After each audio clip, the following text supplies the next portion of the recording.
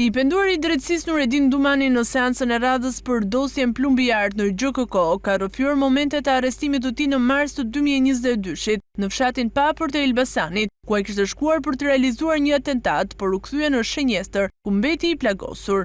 Suel Qela ishte interesuar për vrasjen e Oti Kilës. Ditën e ngjarjes isha vetëm në makinë kur u qellova, isha shofer.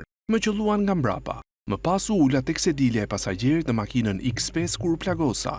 Oti Kilën e njihja personalisht. Kam denjur me të bashkë me vllajin tim. I kemi shitur një makinë dhe i kemi bler një makinë.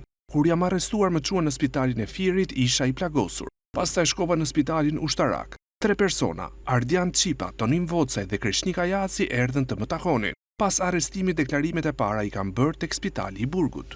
Dumani ka rrëfyer edhe përgatitjet për atentatin ndaj Olti Kilës që mbeti në tentativë.